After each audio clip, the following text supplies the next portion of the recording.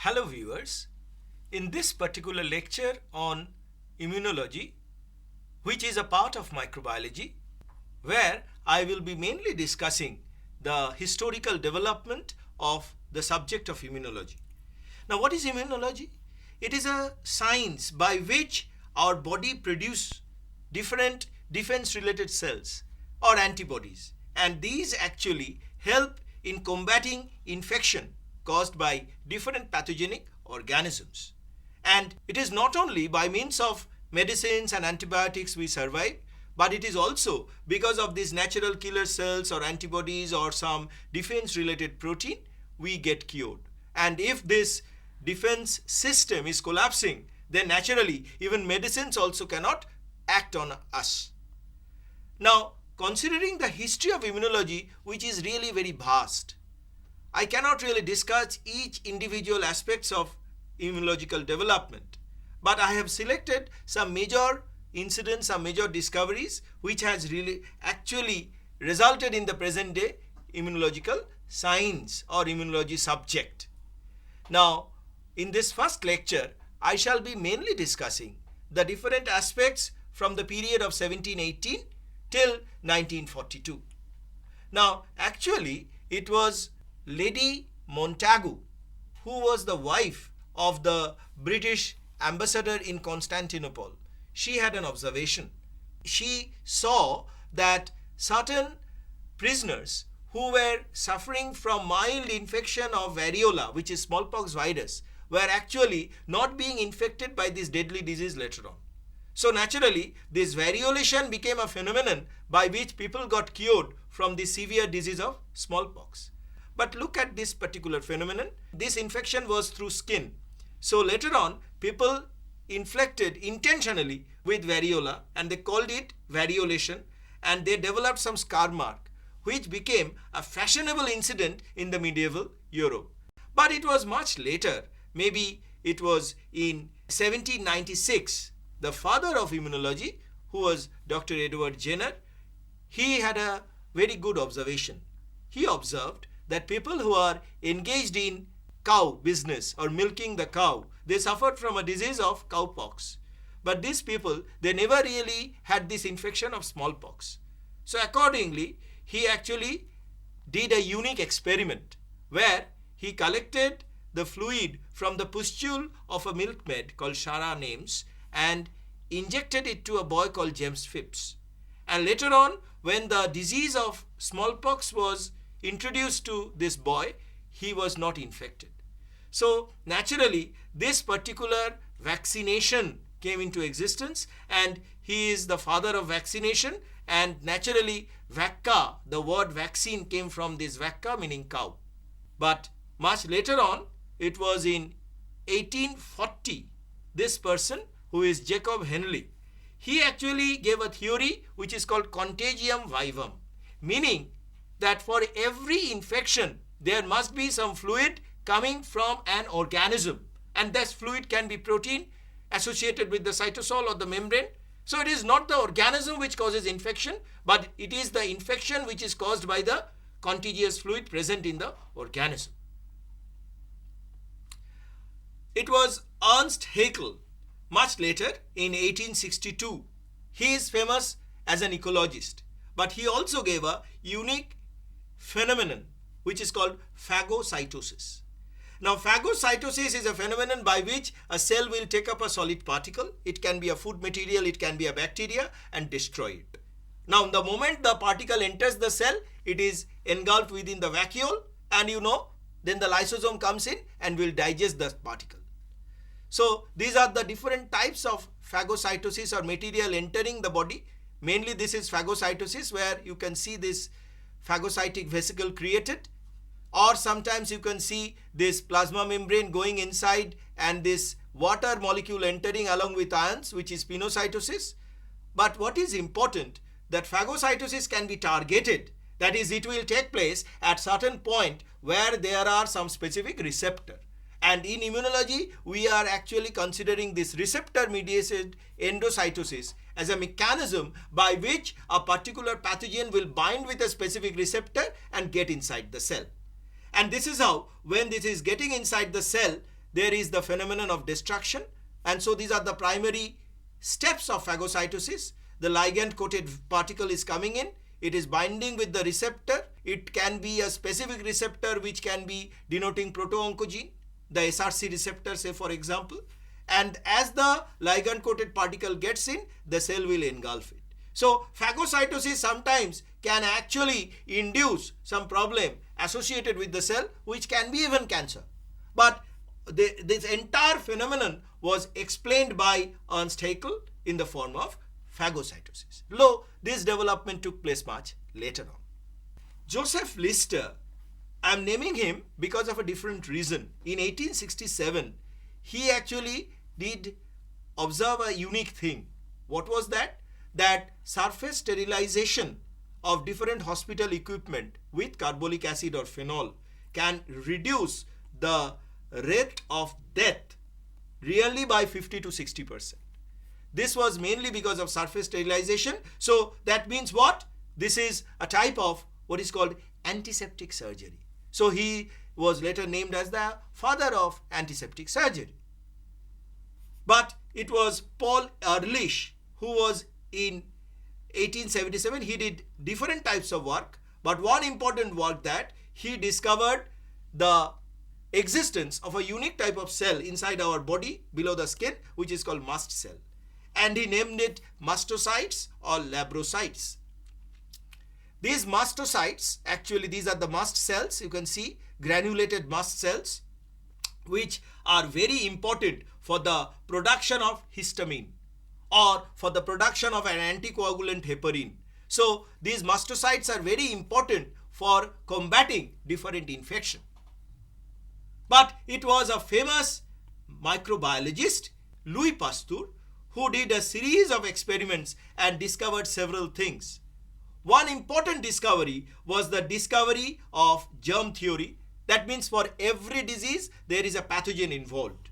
And because of this discovery, he could explain the different ways of rabies transmission, the ways of cholera transmission in chicken. As he understood the mechanism of disease development, he also could actually suggest some method by which it can be prevented.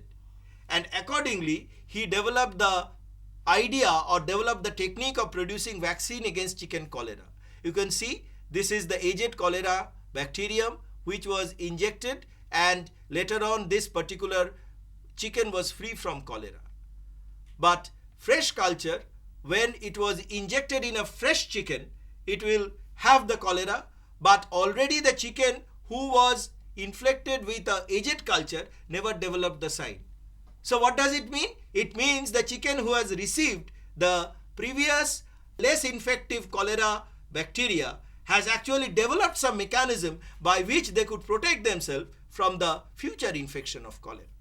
So this was a very remarkable idea, and he actually developed the same phenomenon in anthrax, in anthrax disease caused by Bacillus anthracis.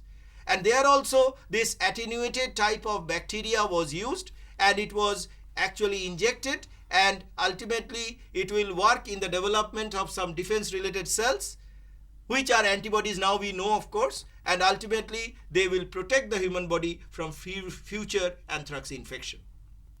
But the most important discovery after this chicken cholera vaccine and the anthrax vaccine in 1881, in 1885, Louis Pasteur along with his follower, they inoculated a boy with the rabies vaccine, and his follower Emil Rowe is actually injecting this rabies vaccine to this boy Joseph Meister. Now what was that? He examined that this particular attenuated virus, when injected to this boy, later on when this severe infection comes in, he will be saved. Now the story is something different. Actually, Joseph Meister at that time, he was bitten by a mad dog, and they carried the rabies virus. So this boy could have developed rabies. So anyway, they had no future. The family understood that the boy would anyhow die. So they brought him to Pasteur Institute, where Emil Rowe injected 8 to 10 times this type of attenuated virus fluid to this boy. And ultimately, this boy was saved from this particular rabies infection in future. So naturally, this is the first important way of developing therapeutic vaccination against a dreadful disease to which human had no answer basically, because rabies means death. So naturally, this is a very important discovery of Pasteur and his followers. Sir, I have a question. Yeah. How is immunity achieved when attenuated vaccines are given to the body? You see, when the vaccine is given, it is a protein. So naturally, this protein will act as an antigen and it will activate several cells which are the T cells. So activation of these T cells or the helper T cells will result in the production of multiple antibody, and at a later time when this antigen is entering, they cannot spread. So basically, you are increasing the preparedness by injecting this fluid.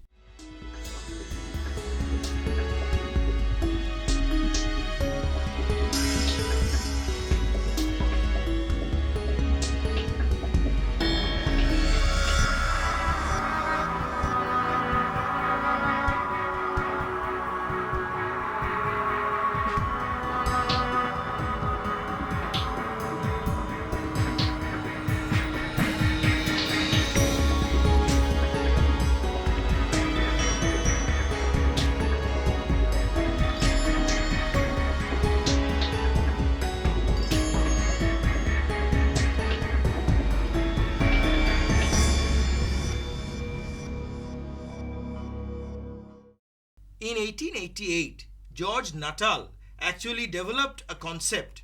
He showed that our blood contains different phenomena by which they will produce different antibacterial protein. So this phenomenon was called the bactericidal action of blood.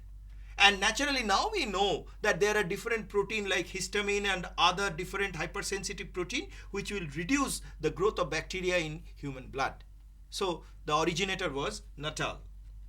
In 1890, it was von Behring and Shibasaburo, he was a Japanese scientist. They denoted that there is a specific protein molecule in the form of antibody produced in our body when we are injected with the toxin or the bacterial toxin of tetanus and diphtheria. And this phenomenon, they actually called it adaptive immunity. Now what is adaptive immunity? By exposing this particular protein, you are producing humoral immunity, which is direct immunity through the activation of B lymphocytes, or it can be activation of T cell, which ultimately will result in cell mediated immunity. Of course, humoral immunity is direct immunity, cell mediated immunity is indirect immunity, but it takes time, but it is more effective. But this phenomenon of adaptive immunity was denoted by Kitasato and of course von Behring. In 1891, it was Robert Koch who actually showed that hypersensitivity is not an immediate phenomenon. The moment there is a protein entering, there will not be hypersensitivity. It is a delayed phenomenon. So these are the stages when the antigen is injected in the subcutaneous tissue. There will be the specific T cells which will be activated. Of course, the concept of T cells was not there though. And ultimately there will be recruitment of the phagocytes which will result in the destruction of the injected cell or the cell which has entered the human body.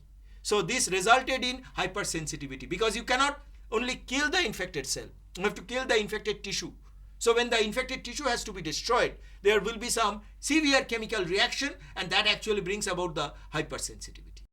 Now, Jules Baudet is remembered for a different reaction. In 1896, he discovered a process called complement reaction. Now, complement reaction, now we know, is a reaction which involves multiple protein. It involves as much as 25 different proteins, but all these proteins are activated one after another. And this is called a reaction cascade. And this cascade is setting in, and this is what is called complement reaction.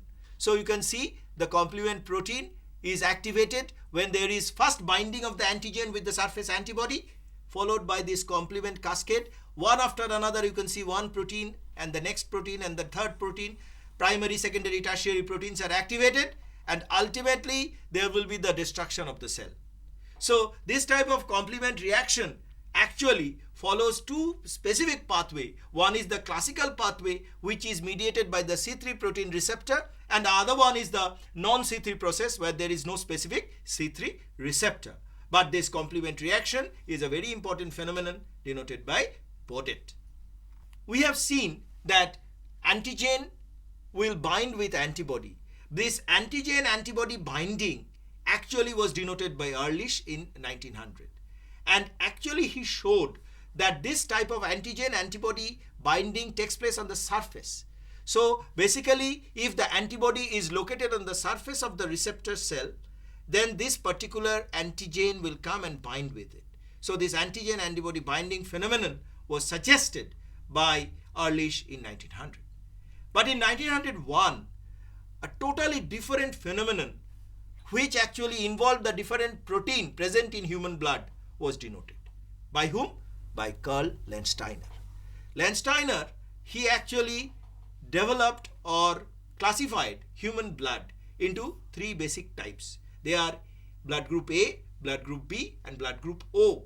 But later on, he also showed that there is a fourth blood group, which is AB system, formed by the expression of both A and B system.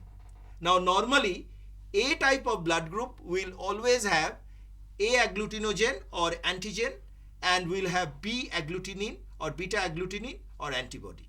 Similarly, B blood group will have the B agglutinogen or antigen and will have the alpha antibody. But when it is AB blood group, both A and B antigen or agglutinogen is present, but it will not have any agglutinin.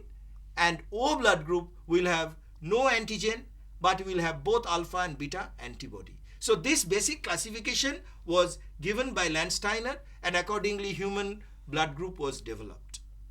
Of course, this blood group AB later on got the phenomenon of universal recipient because it had both A and B agglutinogen, and blood group O got the concept of universal donor because they are having both A and B antibody. Though this particular concept later on was discontinued because blood group reaction are more specific. That's why now we suggest that if you need blood group A, you should take a donor who is having blood group A. Much later, it was in 1902, Portier and Richet developed the concept of anaphylactic reaction. What is anaphylactic reaction? Anaphylactic reaction is because of the entry of some antigen or a foreign protein.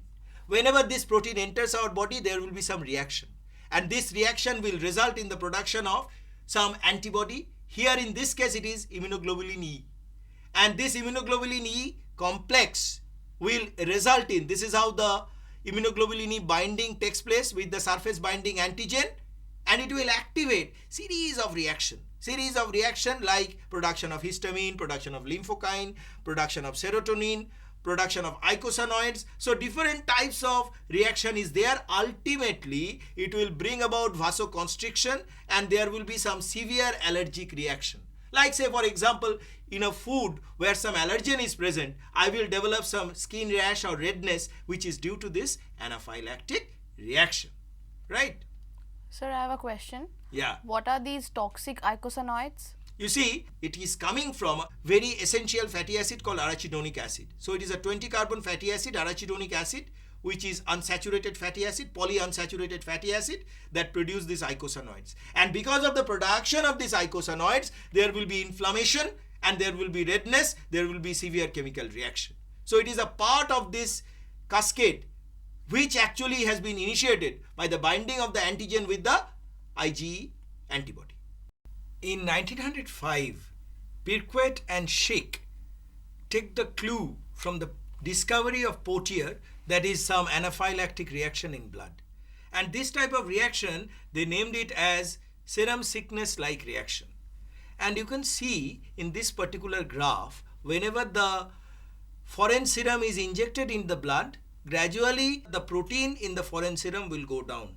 But as it goes down, there will be antibody produced, and this antibody concentration will go up. So this intermediate reaction actually is the antigen-antibody complex, and it will develop in the form of this serum sickness-like reaction. Sir, I have a question. What are the symptoms of serum sickness? You see, whenever a protein is entering into blood, there will be antibody production. So there will be this hypersensitivity. So that is the biggest symptom, hypersensitive reaction.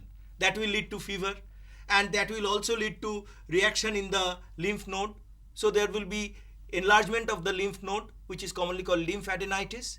And in severe cases, there may be some associated symptoms like vasculitis or arthritis or even nephritis. So there may be a different types of symptom which can be there due to this serum sickness like reaction, right?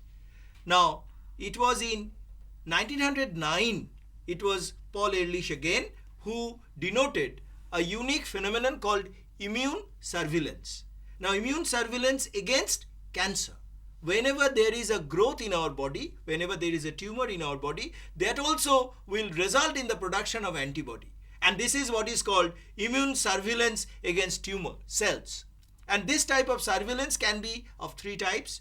Primary surveillance, where there will be activation of the dendritic cells and the initial lymphocytes will go up, followed by the secondary surveillance, where the different sets of immune cells or T lymphocytes or memory cells will go up, and finally it will be all the lymph nodes which will be enlarged, and there will be the enlargement of this lymph node, which we can call it the third or the tertiary immune surveillance against tumor.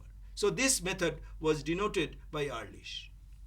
It was in 1907, Landsteiner again discovered a molecule, a protein called haptane. Now haptane, he actually showed it is not really an antigen, but it has the same reaction like antigen. It will bind to an antibody and actually it will transport, it will be attached to some carrier molecule, and it will be going from one particular place of the body to some other place. So thereby this immune reaction will spread, and in fact there will be specific immune blocker which will also block this haptane reaction, or it will reduce the immune sensitivity. So haptanes are very important for antigen antibody binding. In 1938, it was John Marak who showed that antibody, which more or less looks like a Y-shaped structure, is having a specific site which is called the antigen binding site. And this antigen binding site is responsible for the binding of specific antigen, and thereby we can say that this antigen binding site will specify the antibody to which antigen it will bind with. It was in 1940, a follower of Landsteiner, Wiener, along with Landsteiner of course, discovered a unique protein which is called the Rh protein. This Rh protein actually originated from monkey, but it was discovered also in human serum. So it is called the Rh factor. And this rhesus monkey factor is present in about 85% of individual and is absent in only 15% individual. The one which is having this Rh factor are called Rh positive. The one which is not having is called Rh negative. Now there was a unique phenomenon in this particular Rh factor. What is the significance? The significance is that, say for example, if the mother is Rh negative and she bears a child who is Rh positive, then at the time of the delivery of the first child, there will be the anti-Rh positive antibody generated in mother's blood. Why? Because the mixing of the fetus's blood along with mother's blood takes place during the end of labor. And then this antibody which is present in the mother's blood, when at the time of second time pregnancy, during childbirth, this antibody will enter into the blood cell or enter into the blood of the fetus, and it will destroy the RBC. And this type of reaction is called erythroblastosis fetalis, and it will result in the death of the second child. So that is why it is said that Rh negative mother should not marry Rh positive man preferably. But of course there are certain means. So can you tell me what are the means of this avoiding? How can you avoid this particular disease of erythroblastosis fetalis? Is there any mechanism? I will tell you. This particular mechanism is when a particular person is injected with the anti-D injection, meaning that Rh positive, anti-Rh positive antibody which is generated in a person, in the mother, is now destroyed because of this injection. So naturally, next time the mothers get pregnant, automatically this particular child, as the previous case, will have a normal delivery.